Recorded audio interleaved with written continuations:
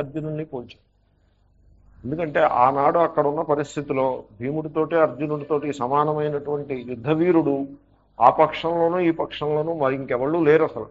రెండు పక్షాలు కలిపి మొట్టమొదటి స్థానంలో భీముడిని అర్జునుడిని పెట్టాలి. ఆ విధంగా అంతటి సమర్థులు వాళ్ళు. వాళ్లతో సమానమైన వాళ్ళు ఇంకా చాలామంది అవతల పక్షంలో ఉన్నారు. ఇప్పుడు కూడా శత్రువుని తక్కువగా అంచనా వేయకూడదు, తన పక్షాన్ని కూడా తక్కువగా అంచనా వేసుకోకూడదు. కాబట్టి దుర్యోధనుడు కరెక్ట్గానే ప్రొసీడ్ అవుతున్నాడు. శత్రువు యొక్క అంచనా తర్వాత తన పక్షాన్ని అంచనా వేస్తాడు. ఎవళ్ళు ఈ సమర్థులైనటువంటి యుయుధాన, యుయుధానుడు. యుయుధాన అనే పేరు సాత్యకి పేరుది. సాత్యకి అనే ఒకతను ఉన్నాడు, యాదవ వంశంలో వాడు. ఈ బంధుత్వాలు నాకు బాగా తెలియవు. ఆయన శ్రీకృష్ణుడికి ఏదో దగ్గర బంధువు, తమ్ముడు. శ్రీకృష్ణుడికి తమ్ముడు, వసుదేవుని కుమారుడో ఏదో. వసుదేవుడికి చాలామంది భార్యలు ఉన్నారు, ఒకళ్ళు ఇద్దరు కాదు. Vasudeva has quite a few wives. భాగవతంలో ఎక్కడో వస్తుంది. ఈ బంధుత్వాలు గుర్తుండని కొంచెం ఈ ప్రథమాధ్యాయం అంతా ఇలాగే ఉంటుంది, మీరు ఓపిక పట్టాల్సి ఉంటుంది. ద్వితీయ అధ్యాయంలోకి వచ్చిన తర్వాత ఇంకప్పుడు యథార్థంగా గీతబద్ధం. సో యుయుధానుడు అంటే సాత్యకికే పేరు. ఈ సాత్యకి అనేవాడు చాలా గట్టివాడు, దిట్టమైన వాడు. వీడు ఈ సాత్యకి మొత్తం యుద్ధం అంతా పూర్తయినా మరణించకుండా మిగిలి ఉంటాడు. సాత్యకి పాండవుల పక్షాన. సో యుయుధానుడు. విరాట, విరాట మహారాజు. విరాట దేశ ప్రభువుకి విరాట అని పేరు. సో విరాట మహారాజు. విరాట మహారాజు అంటే అర్జునుడికి వియ్యంకుడు అవుతాడు. విరాట మహారాజు యొక్క కుమార్తెను అర్జునుని కుమారుడు అభిమన్యుడు వివాహం చేసుకున్నట్టున్నాడు కదా. So that kind of thing it is. చెప్తున్నా, నాకు అంతట్లోకే నాకు సందేహం, ఇక ఈ సంబంధం కరెక్టేనా ఈ వద్దతో. ఎవరికి గుర్తు ఇవన్నీ గుర్తు ఉండడం కష్టం కదా. ద్రుపద మహారాజు. మహారథ. అంటే మహారథ అనే పదం కూడా తెలుసుకోవడం కదా. రథంలో కూర్చుని యుద్ధం చేసే సమర్థుడికి మహారథుడు అని పేరు. రథంలో కూర్చుని యుద్ధం చేయటం అన్నింటిలోకి సర్వశ్రేష్టమైన యుద్ధ ప్రక్రియగా పరిగణింపబడేది. ఎందుకంటే మనం చెప్పాను, రథంలో కూర్చుని యుద్ధం చేసేవాడు సారథి. 4 గుర్రాలు ఉంటాయి, 4 కాదు 2 ఉంటాయి. ఆ 2 లేక 4 గుర్రాలని సారథిని, చక్ర రక్షకులని ఇటు అటు బడిబట్స్లకు 2 ఉంటాయి. వాళ్ళని, తన ధ్వజాన్ని, జెండా, అది వాడి యొక్క పవర్, దాన్ని రక్షించుకుంటూ వీటన్నిటినీ రక్షిస్తూ తనని తాను రక్షించుకుంటూ శత్రువుని దెబ్బతీ. చాలా complicated technique of warfare that. So అందుగురించే యుద్ధంలో మొట్టమొదటి స్థానంలో రథికుడు ఉంటాడు. మళ్ళీ ఈ రథికులలో 2, 3, 4 వెరైటీలు ఉన్నాయి. రథికుడు, అతిరథ, మహారథ. రథికుల్లోనే మళ్ళీ గ్రెడేషన్ ఉంటుంది కదండి. దాంట్లో సుప్రీం వారియర్ వాడు మహారథ. ఈ ద్రుపడు ఆ కేటగిరీ. ద్రుపదశ్చ మహారథ. వీళ్ళందరూ ఆ కేటగిరీలో వాళ్ళే. Particularly Drupada was considered very powerful warrior. ధృష్టకేతుశ్చేకితానః కాశీరాజ్చ వీర్యవాన్ పూజిత్ కుంతిభోజశ్చ శైబ్యశ్చ నరపుంగవః. ఇవన్నీ క్యారెక్టర్స్, పేర్లు. మహాభారతంలో చాలా క్యారెక్టర్స్ ఉన్నాయి. ధృష్టకేతు అని ఒక ఆయన, చేకితానః అని ఇంకొక ఆయన, కాశీరాజు గారు, కాశీ మహారాజు, మహాపరాక్రమశాలి. ఆయన పేరు కాశీరాజు అని ఏదో పేరు ఉంటుంది. సో వీర్యవాన్ కాశీరాజ. వీర్యము అంటే పరాక్రమము. అంటే యుద్ధంలో ప్రాణాన్ని కలిగీయకుండా, ప్రాణం పోయినా సరే యుద్ధంలో మటుకు వెనుతిరగడు, అటువంటి మహాశక్తి కలవాడు వీర్యవాన్ కాశీరాజు. తర్వాత పురుజిత్ అనే ఒక మహారాజు, ఆయన పేరు పురుజిత్. తర్వాత కుంతిభోజ మహారాజు, ఈయన పేరు అంత వెన్న, కుంతిభోజుడు. కుంతిభోజుడు అంటే కుంతీదేవి యొక్క తండ్రి, ఆయన పేరు కుంతిభోజుడు అని అంటారు. అసలు ఆవిడ ఎవరిలో ఇంకొక కుమార్తె ఆవిడ. కుంతిభోజ మహారాజా ఆవిడని దత్తత చేసుకున్నాడు. ఆవిడ అసలు పేరు పృథ. కుంతిభోజ మహారాజు దత్తత చేసుకోబట్టి ఆవిడికి కుంతి అని పేరు. అసలు మహారాజు పేరు, అసలు తండ్రి పేరు ఏదో ఉంది. సో దత్తత తండ్రి కుంతీదేవి. సో కుంతీదేవికి దత్తత తండ్రి ఎవరి పక్షాన యుద్ధం చేస్తాడో మనం ఊహించవచ్చు. కుంతీదేవి పక్షాన యుద్ధం చేస్తాడు కుంతిభోజ. తర్వాత అంటే దీంట్లో ఇంచుమించు ఆనాడు చిన్న పెద్ద రకాలు అందరూ యుద్ధంలో పాల్గొంటారు. ఇది ఒక రకంగా యునైటెడ్ నేషన్స్ జనరల్ అసెంబ్లీలో ఓటింగ్ పెట్టడం. ఓటు పెడితే ఓటు వేస్తారు, ఇటో అటో వేస్తారు. ఏదైనా ఒక రిజల్యూషన్ పెట్టి దానికి పట్ల ఎగ్నెస్ట్గా ఓట్లు అందరూ వేసేస్తారు. ఎవరో ఆబ్సెంటీస్ కొద్దిమంది. అలాగే ఈ మహాభారత యుద్ధంలో అందరూ కూడా ఏదో ఒక పక్షాన చేరి యుద్ధంలో పాల్గొన్నారు. ఆబ్సెంటీస్ కూడా కొంతమంది ఉన్నారు. శ్రీకృష్ణుడు ఒక రకం ఆబ్సెంటీ, యుద్ధ మధ్యలో ఉండి ఆబ్సెంటీ.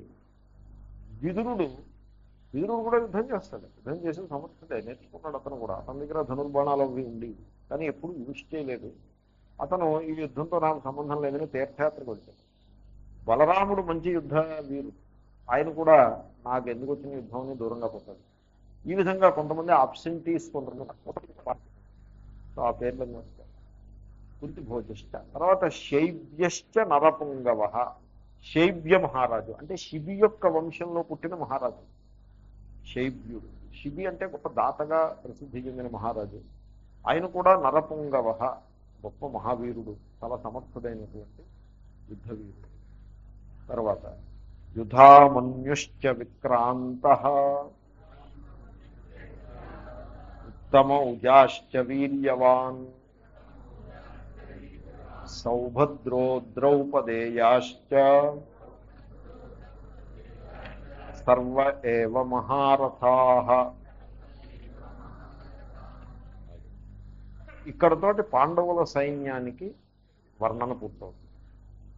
ఇంకా ఎవరు ఉన్నారంటే యుధామన్యు అని ఒక ఆయన ఉన్నాడు. ఆయన మహాపరాక్రమశాలి. విక్రాంత యుధామన్యు. విక్రాంత అన్నది విశేషణం, ఎగ్జెక్టివ్. సో విక్రమము గలవాడు అంటే యుద్ధం చేసేప్పుడు బలం ఒకటి, విక్రమము ఒకటి. విక్రమము అంటే శత్రువు మీద దెబ్బతీసేటువంటి వేగానికి విక్రమం. అదును చూసి మహావేగంగా దెబ్బతీయాలి. అప్పుడు శత్రువు మీద మనకి ఒక స్టెప్ ముందుకు వెళ్ళి విజయాన్ని సాధించే అవకాశం ఉంది. కొంతమందిలో మంచి బలం ఉంటుంది కానీ అదను చూసి దెబ్బతీయటం అనేటువంటి సామర్థ్యం ఉండదు. అది లేకపోతే బలం ఉండి కూడా వ్యర్థమైపోతుంది. సో దానికి విక్రమము అని పేరు. సో అటువంటి విక్రమశాలి యుధామన్యు. తర్వాత వీర్యవాన్ ఉత్తమౌజాహ. ఉత్తమౌజ అనే ఒక ఆయన ఉన్నాడు. ఆయన కూడా మంచి బలశాలి, గొప్ప యుద్ధవీరుడు ఆయన ఉన్నాడు. తర్వాత సౌభద్ర అంటే సుభద్ర కొడుకు. సుభద్ర కొడుకు అంటే అభిమన్యుడు. అర్జునుని యొక్క భార్య సుభద్ర, వాళ్ళిద్దరు ఉంటారు అభిమన్యుడు. సౌభద్ర మహావీరుడు, అతను కూడా ఉన్నాడు. సో వీళ్ళందరినీ గుర్తుపడుతున్నాడు మన దుర్యోధనుడు. వీళ్ళందరూ మహారథులు. సర్వే ఏవ మహారథ. వీళ్ళందరూ కూడా మహారథులే, అంటే రథయుద్ధంలో ఆరితేరిన వీరులే. అయితే రథయుద్ధం చేసే వీరుణ్ణి గుర్తుపట్టడం తేలిక, ఎందుకంటే ఒక జెండా ఒకటి ఉంది, ఆ జెండా మీద సింబల్ ఉంటుంది. ఈ ఆర్మీ గ్రూప్స్ అన్నింటికి సింబల్స్ ఉంటాయి, ఆర్టిలరీకి సింబల్ ఉంటుంది, ఆర్టిలరీ అలాగే ఆ ధ్వజాలు ఎగురుతూ ఉంటాయి, ఆ జెండాలు ఉంటాయి, దాన్ని బట్టి గుర్తుపట్టవచ్చు. సో ద్రౌపదేయాశ్చ. ద్రౌపదికి 5 కొడుకులు, వాళ్ళ పేర్లు ఏవో ఉన్నాయి. మా దీంట్లో భాగవతంలో వస్తుంది, ఇక్కడ కూడా ఎక్కడో ఉంటాయి ఆ పేర్లు, నాకు గుర్తులేవు. సో 5 కొడుకులు ఆవిడికి. ఎలాగంటే 5 భర్తల నుంచి 5 కొడుకులు, 5కి పేర్లు. మహాభారతంలో ఆ పేర్లు నామకరణ ఉత్సవం దగ్గర నుంచి ఏ పేరు ఎలా పెట్టారు అవన్నీ కూడా వర్ణన ఉంది. సో వీళ్ళందరూ ఉన్నారు అని పాండవుల సైన్యాన్ని ఆయన వర్ణించారు. ఆ తర్వాత కౌరవుల సైన్యం యొక్క వర్ణన తర్వాత 2 శ్లోకాల్లో అది వస్తుంది. మనం ఏం చేద్దామంటే ఈ 6వ శ్లోకం దగ్గర ఆపి శంకర భాష్యాన్ని. సో క్రితం క్లాస్లో శంకర భాష్యం నేను మీకు కొద్దిగా ఇంట్రడ్యూస్ చేశాను. శంకరాచార్యులు భగవద్గీతకి చాలా చక్కటి భాష్యాన్ని రచించటం, అది ప్రస్థానత్రయము అని అంటారు. అంటే వేదాంత శాస్త్రంలో పరమ పురుషార్థమైన మోక్షానికి ఆత్మజ్ఞానము అనే సాధన, అది సాధనము. సాధ్యము, లక్ష్యం ఏమిటంటే మోక్షము, పరమ పురుషార్థం. మోక్షము అంటే ఏమిటో అవన్నీ మనం తర్వాత చూద్దాము. సో ఈ మోక్షానికి దారి తీసేటువంటి ఆత్మజ్ఞానం ఏదైతే కలదో, ఈ ఆత్మజ్ఞానాన్ని పొందటానికి ప్రధానమైనటువంటి గ్రంథములు 3 గ్రంథాలను మనం చెప్తాం. ప్రస్థానత్రయము అని. ప్రస్థానము అంటే it's a kind of express way. ఈ మధ్యకాలంలో భారతదేశంలో వాజ్పేయి గారు 4 లేన్ ఎక్స్ప్రెస్ వేస్ నిర్మాణం చేస్తారు. సో దానికి 4 పాయింట్స్ కలుపుతున్నట్టుగా ఏదో ఉంది, గోల్డెన్ క్వాడ్రాంగిల్ అనేదో. సో ఆ విధంగా ఇది ట్రయాంగిల్, 3 ఎక్స్ప్రెస్ వేస్, నాట్ 4, 3 ప్రస్థానత్రయ. ఈ మూడింటి యొక్క అధ్యయనం చేసినట్లయితే మనకి వేదాంత శాస్త్రం యొక్క సబ్జెక్ట్ మ్యాటర్ అంతా కూడా మనకు వచ్చేస్తుంది. వేదాంత శాస్త్రం యొక్క సబ్జెక్ట్ మ్యాటర్ అంటే ఆత్మస్వరూపము. వేదాంత శాస్త్రానికి ఆత్మ, అదే జీవుని యొక్క స్వరూపము, జగత్తు యొక్క స్వరూపము, ఈశ్వరుడు, ఇది సబ్జెక్ట్ మ్యాటర్. ఈ 3 అంశాలే వేదాంత శాస్త్రంలో బోధింపబడతాయి. ఈ 3 అంశాల యొక్క పరిపూర్ణమైన విచారము వేదాంత శాస్త్రంలో ఉంటుంది. ఆ వేదాంత శాస్త్రంలో ప్రధానమైనటువంటి ఎక్స్ప్రెస్ వే అనదగిన 3 గ్రంథములు, వాటికి ప్రస్థానత్రయము అని పేరు. ఏమిటంటే, ఒకటి ఉపనిషత్ ప్రస్థానము. 10 ఉపనిషత్తులు ఉన్నాయి. మేజర్ ఉపనిషత్తులు అంటారు. మేజర్ అంటే పెద్ద అని అర్థం కాదు. ఉపనిషత్తులు అనేకం ఉంటే వాటిల్లో 10ంటిని శంకర భగవత్పాదులు ఎన్నుకుని వాటికి చక్కటి భాష్యాలను రచించారు. కాబట్టి ఆ 10 ఉపనిషత్తులు శంకర భాష్యాలతో కలిపి, అదంతా కలిపి ఒక్క యూనిట్. దానికి ఉపనిషత్ ప్రస్థానము అని పేరు. మనం ఆ ఉపనిషత్ ప్రస్థానం అధ్యయనం చేస్తూ ఉన్నాం ఇక్కడ. సో మనం కఠోపనిషత్తు చదివేమో, ముండకోపనిషత్తు చదువుతున్నాము, ఇంకో ఉపనిషత్తు కేనోపనిషత్తు కూడా చదివేమో, తైత్రీయ కూడా చదివాము, తైత్రీయ కూడా పూర్తి చేశాము, 4 ఉపనిషత్తులు పూర్తి చేశాము. ముండకంతో కలిపి 4వది ముండకం. దీని తర్వాత ప్రశ్నోపనిషత్తు చదవాలని అనుకుంటున్నాం.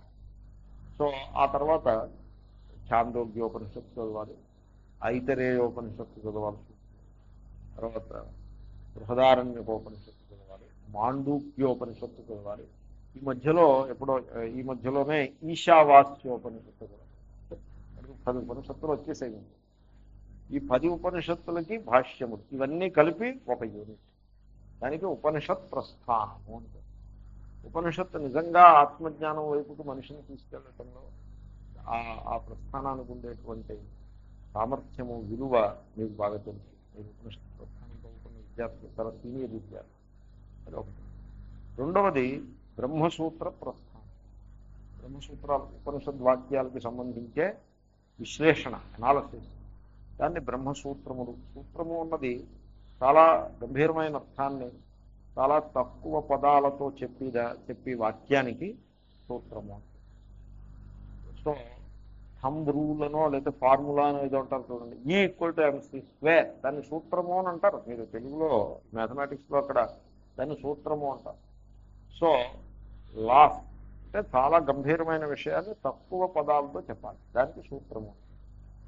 సో అలాగంటే సూత్రములు బాదరాయణ మహర్షి, అదే వేదవ్యాసుడినే బాదరాయణుడు అని అంటారు. ఆయన ఈ మొత్తం వేదాంత శాస్త్రము, ఉపనిషత్ వాక్యముల యొక్క విచారణ అంతా కూడా కొన్ని సూత్రాల్లో ఆయన నిబంధించినాడు. ఆ సూత్రాల మీద భాష్యకారుల యొక్క చక్కటి ప్రసన్న గంభీరమైన భాష్యం, సూత్ర భాష్యము అని అంటారు. అది ఒక ప్రస్థానం. ఆ 2 అయిన తర్వాత 3వది గీతా ప్రస్థానం. భగవద్గీత ఉపనిషత్తుల సారము. ఉపనిషత్తుల్లో ఒక్కొక్క వేదానికి ఒక్కొక్క శాఖ, అనేక శాఖలు ఉంటాయి. ప్రతి శాఖకి ఒక ఉపనిషత్తు ఉంటుంది.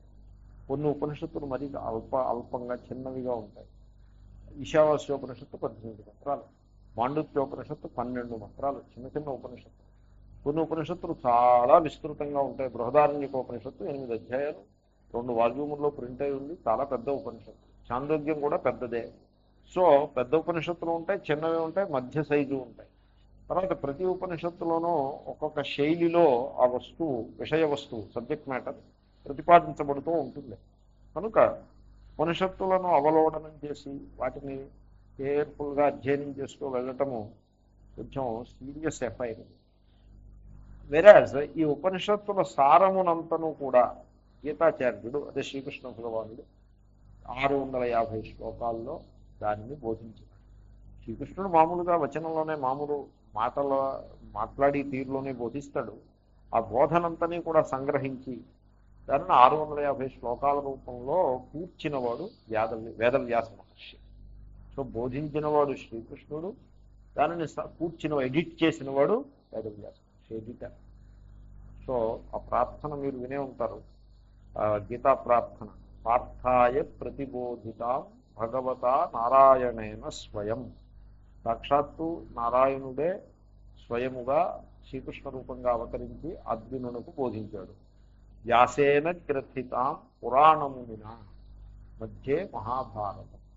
పురాణములను రచించిన మహర్షి లేదా ప్రాచీనుడైన మహర్షి అంటే 5600 సంవత్సరాల క్రితం సుమారు అంత ప్రాచీన కాలంలో నివసించినటువంటి వ్యాస మహర్షి ఈ బోధని, ఈ ఉపదేశాన్ని గ్రథితాం కూర్చినాడు. ఒకటికి అంటే శ్లోకాల రూపంలో దాన్ని కూర్చి సమకూర్చినాడు. కూర్చి దాన్ని మహాభారతం మధ్యలో పెట్టాడు. మధ్యే మహాభారతం. సో ఈ విధంగా మహాభారతం మధ్యలో ఉన్నటువంటి ఈ గీత ఇది ఉపనిషత్తుల సారము. అంచేతనే గీతలో ప్రతి అధ్యాయం కనుక ఇది శ్రీమద్ భగవద్గీతాసు ఉపనిషత్సు అని ప్రారంభం. సో గీతలో ఉండే ఆ ఉపదేశ శ్లోకాలన్నిటికీ ఉపనిషత్ అనే నామధేయం కూడా ఉంటుంది. నేను ఆ సందర్భంలో మీకు చెప్తాను. ఉదాహరణకి శ్రీ భగవాను వాచ అశోచ్యానన్వశోచస్త్వం అని మొదలవుతుందే, దానికి అశోకోపనిషత్తు ఆ శ్లోకాన్ని. ఆ విధంగా మాత్రా స్పర్శాస్తు కౌంతేయ అని 2-3 శ్లోకాల తర్వాత వస్తుంది. దానికి తితిక్షోపనిషత్ అంటే. ఈ విధంగా ఆ శ్లోకాల ఉపదేశ శ్లోకాలన్నిటికీ ఉపనిషత్ అనే నామధేయం కూడా ఉంటుంది. మనం చూస్తాం ఆ పేర్లన్నీ. సో ఈ ఉపనిషత్తుల సారమైనటువంటి గీత మొత్తం అంతా ఉపనిషత్తులే చూడండి. ఎందుకంటే ఉపనిషత్తులు మూల గ్రంథము, ఆకర గ్రంథము అంటారు, ద సోర్స్ బుక్. ఇప్పుడు ఇండియన్ కాన్స్టిట్యూషన్ లాగా కాన్స్టిట్యూషన్కి సంబంధించి అనేక పుస్తకాలు ఉంటాయి. కాన్స్టిట్యూషనల్ లా అని ఇదనేదని బోల్డ్ పుస్తకాలు ఉంటాయి. కానీ ఈ పుస్తకాలన్నిటికీ మూల గ్రంథం ఏమిటి? కాన్స్టిట్యూషన్. సో ఆ విధంగా ఉపనిషత్తుల మీద విశ్లేషణే బ్రహ్మసూత్రాలు, ఉపనిషత్తుల సారము గీత. సో ఈ గీతకి ఆ బ్రహ్మసూత్రాలకి మూల గ్రంథం ఉపనిషత్తులే. సో ఆ ఉపనిషత్ సారము గీత. ఆ గీతకి కూడా శంకర భగవత్పాదులు వ్యాఖ్యానాన్ని, గీతా భాష్యాన్ని రచించారు. సో అక్కడికి ఈ 3 భాష్యములు కలిపి ప్రస్థానత్రయము. సో మనము ఈ శంకర భాష్యాన్ని, గీతా భాష్యాన్ని చదవటానికి మనం పూనుకుని ప్రొసీడ్ అవుతూ ఉన్నాం. లాస్ట్ వీక్ నేను ఆ ప్రార్థనా శ్లోకం, శంకర భాష్యానికి ప్రార్థనా శ్లోకం మీకు మనవి చేశాను. సో ఇది కూడా చెప్పాను మీకు లాస్ట్ వీక్, అయినా మళ్ళీ గుర్తు చేస్తున్నాను.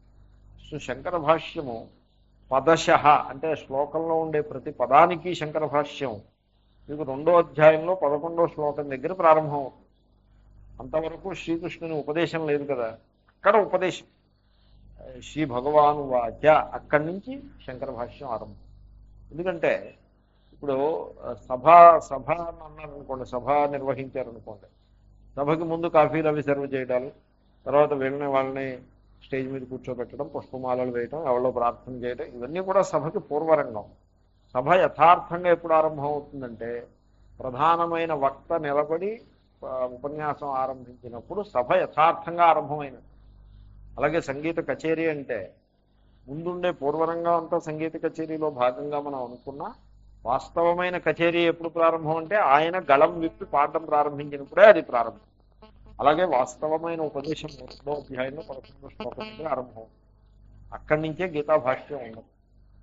అంతవరకు గీతా భాష్యం ప్రతి పదానికి భాష్యం ఏం లేదు. అక్కడి నుంచి మాత్రం ప్రతి పదానికి కూడా వివరణ ఉంది. సో అంతవరకు మనము ఈ సంబంధ భాష్యాన్ని చదువుతాం.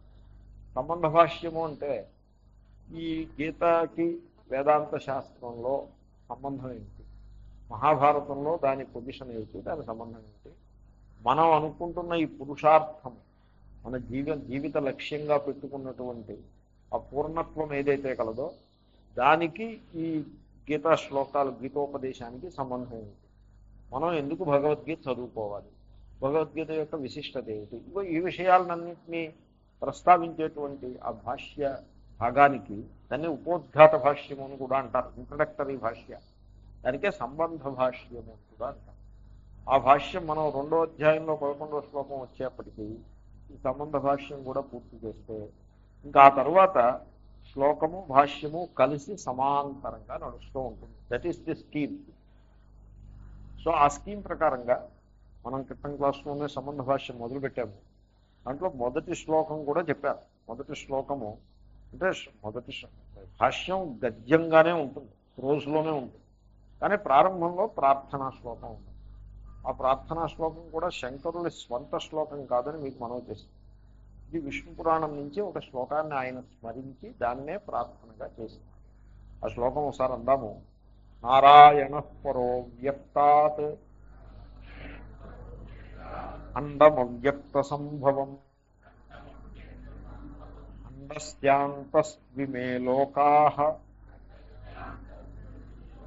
సప్తద్వీపా చ మేదిని. ఇది శ్లోకం. ఇదే ప్రార్థనా శ్లోకం. దీని అర్థం కూడా నేను మీకు మనవి చేశాను. సో సర్వజగత్ కారణుడు పరమేశ్వరుడు, ఆయనకు నారాయణుడు అంటే. ఎందుకంటే ఆ పరమేశ్వరుడే సకల ప్రాణుల హృదయంలో ఆత్మచైతన్యం రూపంగా విరాజిల్లుతూ ఉన్నాడు కనుక నరాహ అయనం చేస్తున్న నారాయణ అని మనం అది కూడా చూస్తాం. ఈ నారాయణుడు సర్వజగత్తునకు కారణము కనుక ఆయన్ని పరహ అని. పరహ అంటే అతీతము, అంటే కార్యమునకు అతీతంగా కారణము ఉంటుంది. అతీతంగా ఉండడం ట్రాన్స్సెండ్ అంటారు. అతీతంగా ఉండడం అంటే ఏమిటి? కార్యంలో ఉండేటువంటి కొన్ని లోటుపాట్లు ఏవైతే ఉంటాయో అవి కారణమునందు ఉండవు, దాన్ని అతీతం అని అంటారు. ఇప్పుడు మీరు బంగారము నెక్లెస్ తీసుకుంటే బంగారము కారణం, నెక్లెస్ కార్యం. ఈ కార్యంలో కొన్ని ఇబ్బందులు ఉంటాయి. ఏమిటి? దానికి ఒక పుట్టుక మరణము అని ఉంది. నెక్లెస్కి ఒక డేట్, ఏ డేట్ నాది తయారైందో ఆ డేటు. కొంతకాలం అయిన తర్వాత ఆ నెక్లెస్ని మీరు మార్చేస్తారు, చెరిపించేస్తారు. చెరిపించేసి మరో ఆభరణం ఏదైనా తయారు చేసుకుంటారు, ఏదో చేస్తారు. మొత్తానికి దాన్ని మెల్ట్ డౌన్, దాన్ని మెల్ట్ చేసేసి ఆ నెక్లెస్ ఆకారం లేకుండా చేసేస్తారు.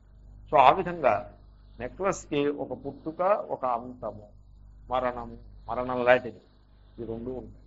కానీ నెక్లెస్ పుట్టినప్పుడు బంగారం పుట్టలేదు, నెక్లెస్ని మీరు చెరిపించినప్పుడు బంగారం చెరిగిపోతుంది. సో ఈ విధంగా కార్యానికి ఉండేటువంటి ఉత్పత్తి నాశం ఏవైతే ఉన్నాయో అవి కారణమునందు ఉండవు. సో చాలా గొప్ప విషయం. కాబట్టి కారణము కార్యం కంటే అతీతంగా ఉంటుంది. సో పరహ అంటే. సో పరమేశ్వరుడి నుంచి ఈ జగత్తు ఏదో ఒక కాల ప్రవాహంలో ఓ క్షణంలో పుట్టింది, ఓ సమయంలో పుట్టింది. క్షణమో మరో సమయం వాటెవర్, ఓ సమయంలో పుట్టింది. బిగ్ బ్యాంగ్ అంటారు మోడర్న్ సైన్స్లో. బ్యాంగ్ అంటే మరి సమయం, ఒక క్షణమేగా. ఎక్స్ప్లోషన్ అనేది పావు గంటనో అరగంట ఉండదు. ఎక్స్ప్లోషన్ అంటే fraction of A second are at the best 1 or 2 seconds. So అలా చాలా తక్కువ సమయంలో వచ్చేదానికి ఎక్స్ప్లోషన్ అంటే. సో ఒక సమయంలో ఈ జగత్తు పుట్టింది, మరో సమయంలో బిగ్ బ్యాంగ్తో పుట్టింది, బిగ్ క్రంచ్ అని అంటారు. దాంతో ప్రళయం అయిపోతుంది, even according to modern cosmology. So జగత్తుకి పుట్టుక నాశము ఉంటాయి. కానీ జగత్తు ఏ ఈశ్వరుడి నుంచి పుట్టిందో ఆ ఈశ్వరునకు ఈ పుట్టుక, ఈ నాశము ఉంటుంది. సో ఇవన్నీ వేదాంతానికి సంబంధించిన విషయాలు మనం విస్తారంగా భాష్యంలో చూస్తాము. సో నేను ఉపోద్ఘాత భాష్యాన్ని ఇంట్రడ్యూస్ చేస్తున్నాను. ఐఎమ్ ఇంట్రడ్యూసింగ్ ది ఇంట్రడక్టరీ భాష్య. ఎనీవే, సో పుట్టుక నాశము జగత్తునకు ఉన్నాయి, కానీ జగత్కారణమైన పరమేశ్వరుని ఎందు ఈ పుట్టుక, ఈ నాశము ఉండదు. అది ఆ కారణంగా ఈశ్వరుణ్ణి పరహ, నారాయణ పరహ. ఈ జగత్తంతా ఈశ్వరుని యొక్క శక్తి నుండి పుట్టింది. ఇదంతా నేను క్రితం క్లాసులో చెప్పాను, మళ్ళీ ఒకసారి రిమైండ్ చేస్తున్నా. ఈశ్వరుని యొక్క శక్తి నుండి పుట్టింది. ఈశ్వరునికి శక్తి ఉండాలి, సృజన శక్తి, జగత్తును సృష్టించే శక్తి. ఆ శక్తి నుంచి పుట్టింది. ఏదైనా శక్తి నుంచే పుట్టిందండి. ఒక ఎంఏ సర్టిఫికెట్ తీసుకొచ్చాడు అనుకోండి, ఆ సర్టిఫికెట్ ఎక్కడి నుంచి పుట్టింది? అతనికి ఉండే విజ్ఞాన శక్తి నుంచి పుట్టింది. సో అది ఏదైనా అంతే. సో ఆ శక్తి చాలా గొప్పది, చాలా అద్భుతమైనది. కాబట్టి దానికి మాయాశక్తి అని పేరు. దాని నుంచి పుట్టిన జగత్తుకి ఒక రూపము, ఒక వర్ణన, ఒక లక్షణాలు, కొన్ని లక్షణాలు ఉంటాయి. కానీ ఆ శక్తిని మనం ఇదమిత్తంగా నిరూపించటం కుదరదు. కాబట్టి అది అవ్యక్తము, ఇంద్రియ గోచరము, మనస్సుకి గోచరము కానిదిగా ఉంటుంది. అన్మానిఫెస్ట్. మేనిఫెస్ట్ అయితే కార్యము, కారణం ఎప్పుడూ అన్మానిఫెస్ట్గానే ఉంటుంది. సో అవ్యక్తము, ఆ అవ్యక్తమైనటువంటి మాయాశక్తి, ఆ ఈశ్వరుని యొక్క మాయాశక్తి. ఈశ్వరుడు ఆయన యొక్క మాయాశక్తి. ఆ మాయాశక్తి నుండి బ్రహ్మాండం, the egg of the universe, బ్రహ్మాండం పుట్టింది. ఆ బ్రహ్మాండంలో 7 ఖండములు ఉన్నాయి. బ్రహ్మాండంలో పృథివీ ఉన్నది. బ్రహ్మాండం చాలా పెద్దది, దాంట్లో పృథివీ, భూగోళము. ఎందుకని భూగోళమే? ఎందుకని మార్సో లేకపోతే వేనస్సో ఎందుకు కాదని, మనం ఉన్నది భూగోళం కనుక భూగోళానికి రిఫరెన్స్. ఆ భూగోళంలో 7 ఖండాలు ఉన్నాయి. ఆ 7 ఖండాల్లో ఆసియా ఖండం ఒకటి. ఆసియా ఖండంలో భారతదేశం ఒకటి. భారతదేశంలో భాగ్యనగరం ఒకటి. భాగ్యనగరంలో మన డైమండ్ పాయింట్ బస్తీ. ఈ బస్తీలో ఈ గృహం, ఈ గృహంలో ఈ హాలు, ఈ హాల్లో మనమందరము. సో ఈ విధంగా నారాయణునికి మనకి సంబంధం ఈ మొత్తం సృష్టిలో మనకి సంబంధం దేనితోటి ఉన్నది? నారాయణునితో, ఈశ్వరునితో సంబంధం ఉంది. మనం ఎక్కడి నుంచి వచ్చాం? ఈశ్వరుడి దగ్గర నుంచి వచ్చాం. మళ్ళీ ఎక్కడికి వెళ్ళిపోతాం? ఈశ్వరుడి దగ్గరికి వెళ్ళిపోతాం. మనం ఎవరికి చెందిన వాళ్ళము? ఈశ్వరునకు చెందిన వాళ్ళము. మనకి చెందినవారు ఎవరు? ఈశ్వరుడు. ఈ సత్యం మినహాయించి మిగతావన్నీ మనం మనసులో పెట్టుకుంటాం. మనం ఏమనుకుంటామంటే ఈ ఇల్లు వాకిలి మనవి, మనము ఈ ఇల్లు వాకిలికి చెందిన వాళ్ళము అనుకుంటాం. తప్పది. అలాగే ఈ కొన్ని రిలేషన్స్ ఉంటాయి, హ్యూమన్ రిలేషన్స్. వీళ్ళు మనకి చెందిన వాళ్ళు, మనము వీళ్ళకి చెందిన వాళ్ళము అని అనుకుంటాం. పర్వాలేదు అనుకోవచ్చు, కానీ తప్పేం లేదు. ఏదో కొన్ని లోకల్ వ్యవహారం కోసం అనుకున్నా మౌలికమైన సత్యం అది కాదు. మౌలికమైన సత్యం ఏమిటంటే మనం ఈ జగత్తులోకి వచ్చేప్పుడు ఎలా వచ్చాము? అట్టర్లీ ఎలోన్, ఏకాకిగా వచ్చాం. మళ్ళీ ఈ జగత్తులోంచి ఎలా వెళ్ళిపోతాము? ఏకాకిగా వెళ్ళిపోతాం. కాబట్టి మనదంటూ ఈ జగత్తులో ఏముంది? ఏమీ లేదు కదండి. సో ఏకాకిగా ఒంటరిగా వచ్చి ఒంటరిగా వెళ్ళిపోతాము. మధ్యలో ఏదో కొద్ది కాలం ఉంటాం, కొద్ది సమయం అండి. ఇప్పుడు జగత్తు 5 బిలియన్ సంవత్సరాల క్రితం పుట్టింది. దీంట్లో మన ఆయుర్దాయం ఎంతంటారు? సిగ్నిఫికెంట్. చెప్పడం కూడాను అంత తక్కువ. ఇప్పుడు ఒక కొండ ఉందనుకోండి, కొండ హిమాలయాస్ కానీ లేకపోతే మన పశ్చిమ కనుమలు. ఈ కొండ వయస్సు ఎంత అంటే 10 మిలియన్ సంవత్సరాలనో 50 మిలియన్ సంవత్సరాలనో చెప్తాం. దాంట్లో మన వయస్సు ఎంత? సో చాలా అల్పమైనటువంటి కాలము మనం ఇక్కడ జీవిస్తాం. కాబట్టి మనం ఇక్కడ జీవించి కాలానికి కంటే మనం ఎక్కడి నుంచి వచ్చామో ఎక్కడికి వెళ్తున్నామో దానికి ఇంపార్టెన్స్ ఎక్కువ. ఈశ్వరుడి నుంచి వచ్చామో ఈశ్వరుడి వద్దకు వెళ్తాము. వచ్చేప్పుడు ఒంటరిగా వచ్చాము, వెళ్ళేప్పుడు ఒంటరిగా వెళ్ళిపోతాం. కాబట్టి ఈ మధ్యకాలంలో, చాలా అల్పమైన కాలంలో ఇది నాది, ఇవి నావి, నేను వీటికి చెందినవాడను అనే ఈ భావన ఉన్నదే. ఇంత సందర్భశుద్ధి లేని భావన అదే కానీ మరొకటి.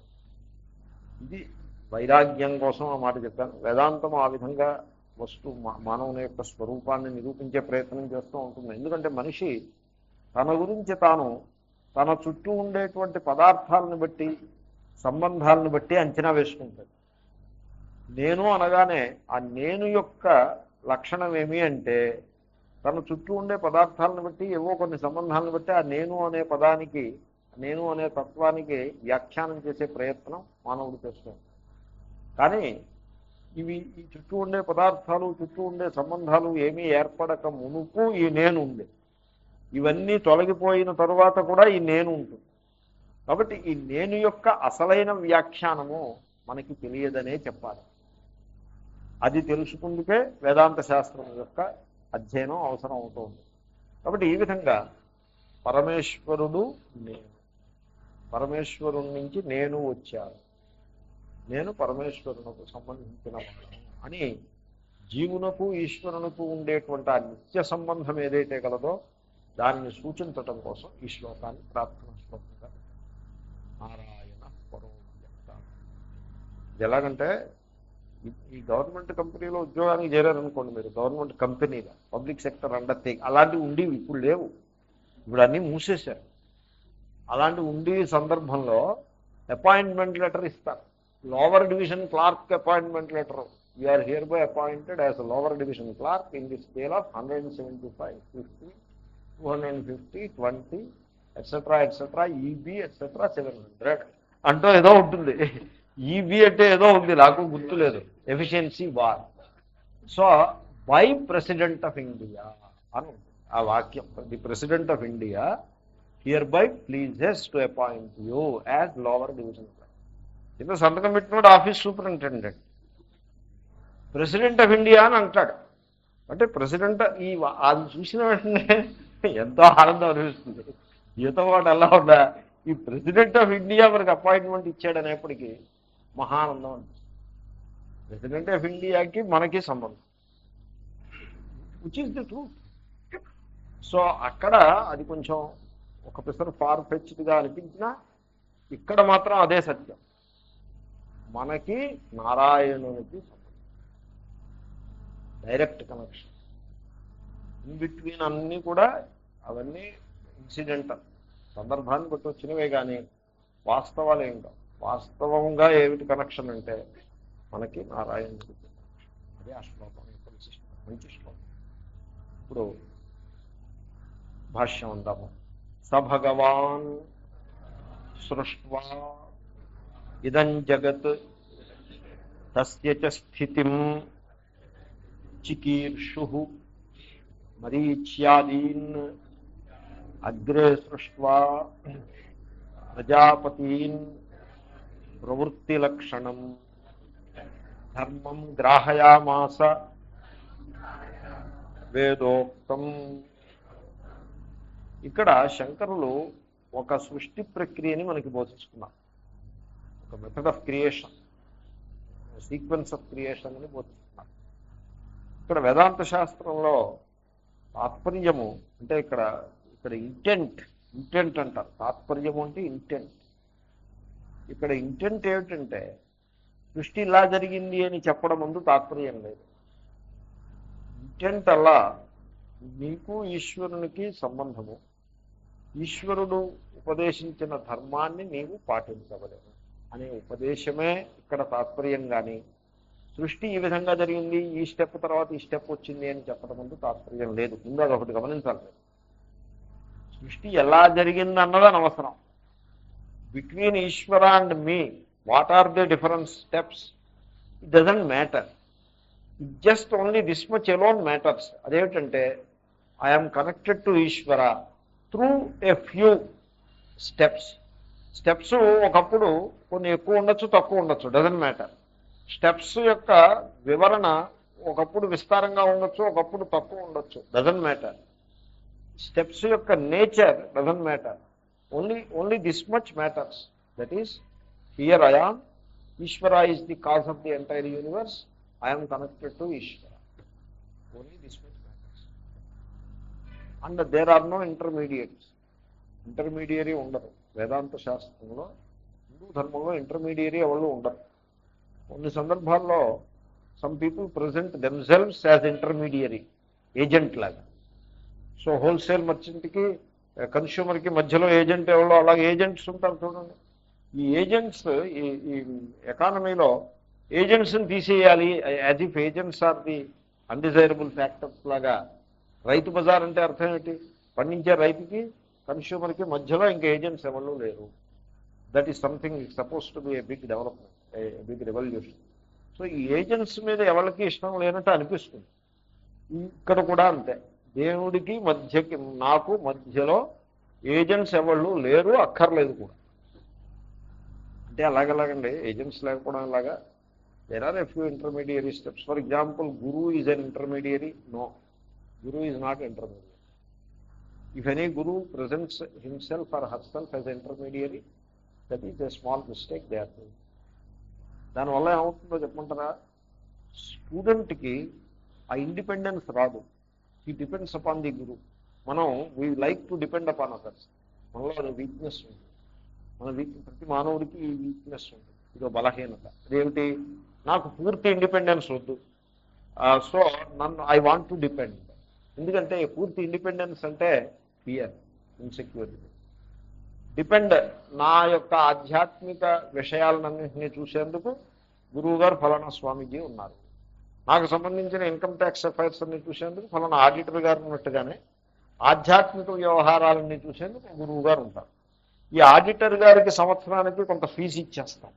అలాగే ఈ ఆధ్యాత్మిక గురువు గారికి కూడా ఒక ఫీజు ఇచ్చేస్తాం. ఆయన ఆధ్యాత్మిక auditor. So that I can relax. This is the weakness of a human mind. So అది సందర్భం కాదు.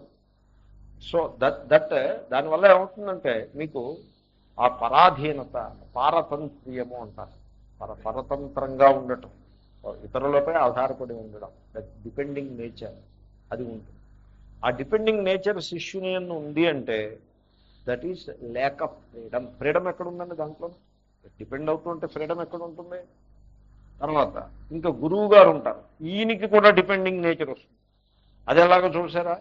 నాకు 10 మంది విద్యార్థులు ఉన్నారు, లేకపోతే 50 మంది శిష్యులు ఉన్నారు, లేకపోతే 10,000 మంది శిష్యులు ఉన్నారు అని శిష్యుల యొక్క సంఖ్యని లెక్క పెట్టుకోవడం, శిష్యుల యొక్క నాకు వాజ్పేయి గారు శిష్యుడు, లేకపోతే నాకు మినిస్టర్ గారు, చీఫ్ మినిస్టర్ గారు నాకు శిష్యుడు అని ఆ విధంగా. So this Guru he develops a kind of spiritual dependence.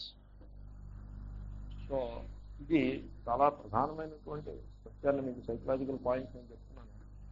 It is a bondage for both teacher as well as the student.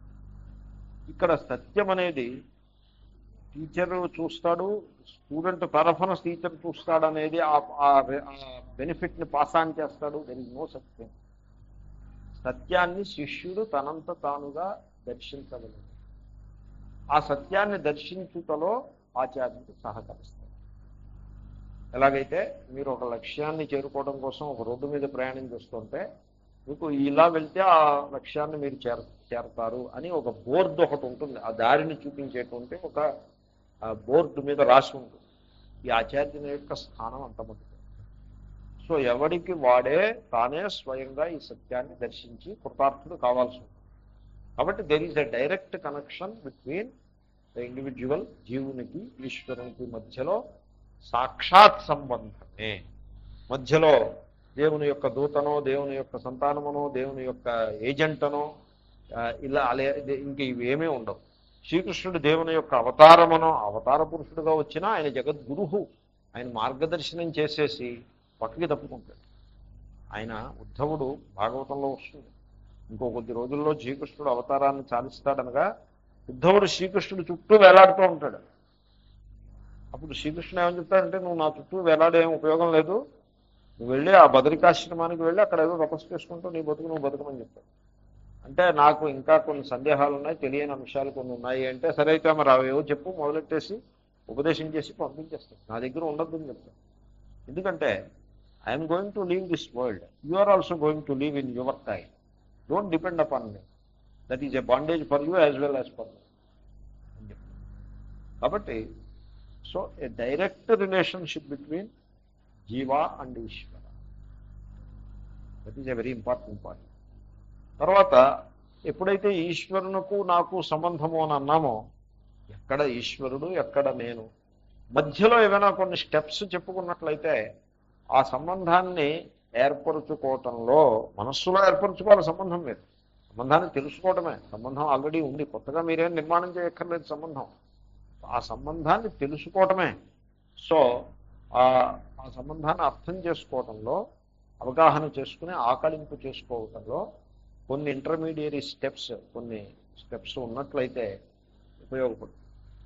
ఆ ప్రక్రియకే సృష్టి ప్రక్రియ.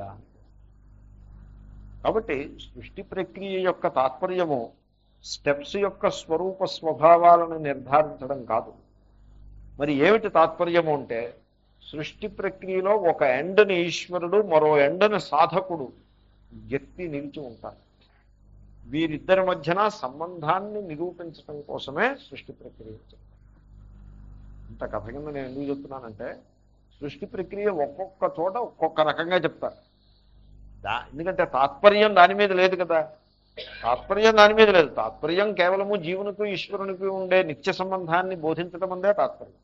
కాబట్టి అన్ని సందర్భాల్లోనూ ఒకే రకంగా చెప్పాలనే నియమం లేదు. కానీ ఈ బోత్ ఎండ్స్ మాత్రం ఫిక్స్డ్గా ఉంటాయి, దాంట్లో మార్పే ఉండదు. ఒక ఎండ్లో ఈశ్వరుడు, మరో ఎండ్లో జీవుడు, both are directly connected via. ఈ via is not important. There is some via which is not important. ఇప్పుడు విజయవాడ వెళ్ళాలనుకోండి, వయా కాజీపేటనా వెళ్ళొచ్చు, లేకపోతే వయా నల్గొండ అయినా వెళ్ళొచ్చు రైలు ఎక్కి, doesn't matter way we go అన్నది డజన్. మధ్యలో ఉన్న స్టేషన్లన్నీ నేను మీకు బట్టి చెప్పాను అనుకోండి, what is the gain, what is the benefit? మీకు ఏమీ తెలియదు. మీకు ఇక్కడ రైలు ఎక్కడం, అక్కడ దిగడమే తెలుసు అనుకోండి, what is your loss? You don't lose anything. రాత్రి 9ంటికి రైలు ఎక్కి తెల్లరేక 5 గంటలకు విజయవాడలో దిగారు, doesn't matter which route it has follow, some route it has follow. కాదని ఏదో రూట్ చెప్పాలంటే you can tell either this or. So ఆ విధంగా ఈశ్వరునికి సాధకుడు భక్తుడికి ఉండేటువంటి మధ్యన ఉండే సంబంధాన్ని ఆ సృష్టి ప్రక్రియ ద్వారా బోధిస్తుంది. ఈ సృష్టి ప్రక్రియ ఒక్కొక్క చోట ఒక్కొక్క రకంగా ఉంటుంది. ఓవరాల్గా సేమ్ ఉంటుంది. మరీ సందర్భం లేకుండా ఇక్కడో రకంగానో అక్కడ మరీ ఆపోజిట్గా చెప్పారని నా అభిప్రాయం కాదు. ఓవరాల్గా సేమ్ ఉంటుంది, డీటెయిల్స్ మారుతూ ఉంటాయి. Because details in this case are unimportant. So something like that. ఇక్కడ మహాభారతము ఇతిహాసము కొంచెం పురాణ లక్షణాలని సంతరించుకున్న ఇతిహాసం, అనేక కథలతో కూడి ఉన్న ఇతిహాసం. ఇతిహాసం అంటే హిస్టారిక్ స్టోరీ ఉంటుంది, కానీ మహాభారతంలో ఆ హిస్టారిక్ స్టోరీ, ఆ పాండవులు కౌరవులు వాళ్ళ దెబ్బలాట్లు, వాటి చుట్టూ చాలా కథలు అల్లుకుని ఉంటాయి. ఒక చెట్టు చుట్టూ తీగలు అనేకంగా అల్లుకుని ఉన్నట్టుగా అడవిలో అలా అల్లుకుని ఉంటాయి.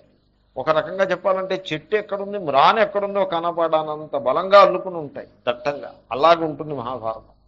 కాబట్టి ఆ పురాణ లక్షణం ఉండబట్టి పురాణ సృష్టి ప్రక్రియ యొక్క లక్షణాలు మనకి ఇక్కడ కనపడతాయి. ఇప్పుడు తైత్రీయంలో సృష్టి ప్రక్రియ గురించి మాట్లాడారనుకోండి, ఆ పరమేశ్వరుడు చైతన్య స్వరూపుడు, శుద్ధ చైతన్యము, అదే పరమేశ్వరుడు. ఆ పరమేశ్వరుడు నుంచి ముందు ఆకాశము, స్పేస్. స్పేస్ అనగానే టైం కూడా కలిసి ఉంటుంది కనుక space time fabric. So space time అనేటువంటి ఫ్రేమ్వర్క్ ముందు పుట్టింది. ఆ స్పేస్ టైం ఫ్రేమ్వర్క్ నుండి energy manifestation, and from then onwards gaseous state, energy condense అయ్యి gaseous state, then the liquid state, and then finally the solid state. ఈ రకంగా పుట్టింది అని ఒక ఇంపర్సనల్ క్రియేషన్ అక్కడ బోధించారు. ఇంపర్సనల్గా ఉంటుంది. కానీ ఇక్కడ పురాణాల్లో ఇంపర్సనల్గా ఉండదు, చాలా పర్సనలైజ్డ్గా ఉంటుంది. పర్సనలైజ్డ్ అంటే సేమ్ థింగ్ని పర్సానిఫై చేసి పర్సనలైజ్డ్గా చెప్తారు. పురాణాల్లో చెప్పే పద్ధతి అలా ఉంది. సో ఆకాశం పుట్టింది ముందు అనడానికి బదులు ఆకాశ మహారాజు పుట్టాడంట. ఆకాశం పుట్టిందని ఆకాశ మహారాజు ఏమిటి అంటే ఆకాశానికే ఆకాశ మహారాజు. పర్సనలైజ్. విన్నారా మీరు ఆకాశ మహారాజు అని? Something like that. సో పృథివీ పుట్టింది అంటే ఉపనిషత్తు, పృథివీదేవి పుట్టింది అంటే పురాణం. పృథివీకి, పృథివీ అంటే ఎర్త్, దీనికి గో అనే శబ్దం చేత, గో అంటే పృథివీ అని అర్థం. పృథివీ ఆ శ్లేష ఉంది అక్కడ. సో పృథివీ శబ్దం స్త్రీలింగ శబ్దం, గో శబ్దం స్త్రీలింగ శబ్దం. గో శబ్దానికి శ్లేష ఉంది. ఏమిటి? ఆవు, పృథివీ, రెండు అర్థాలు. అందుకోసమని పృథివీకి ఏ రూపంగా చెప్తే బాగుంటుంది చెప్పండి? గోవు రూపంగా చెప్తే బాగుంటుందా, గుర్రం రూపంగా చెప్తే బాగుంటుందా? గోవు రూపంగానే బాగుంటుంది. ఎందుకంటే ఆ శబ్దంలో ఆ శోభ, ఆ శ్లేష ఉంది. కాబట్టి పృథివీ గోవు రూపంగా ఉంటుంది. సో పృథివీ గోవు రూపంగా ఉంటే మరి ఈ సముద్రాలు ఏమిటి? పొదుగు రూపంగా సముద్రాలు ఉంటాయి అని ఇంకా అలాగ పర్సానిఫికేషన్. సో ఈ విధంగా సృష్టి ప్రక్రియని పర్సనలైజ్డ్గా చెప్పేటువంటి పద్ధతి పురాణాల్లో ఉంటుంది. శంకర భగవత్పాదులు ఇక్కడ ఆ పురాణ ప్రక్రియని మనసులో పెట్టుకుని సృష్టి ప్రక్రియను వర్ణిస్తున్నారు. సహా భగవాన్, ఆ పరమేశ్వరుడు, ఇదం జగత్ సృష్ట్వా, ఈ జగత్తును సృష్టించాడు, సృష్టించి అని మొదలుపెట్టాడు. మనం దీన్ని మళ్ళీ క్లాస్లో అదే మళ్ళీ క్లాస్ అంటే రేపు 6 గంటల క్లాస్. పూర్ణముద పూర్ణమిదం పూర్ణముద్యతే పూర్ణస్య పూర్ణమాదాయ పూర్ణమేవావశిష్యతే. ఓం శాంతి శాంతి శాంతి. హరి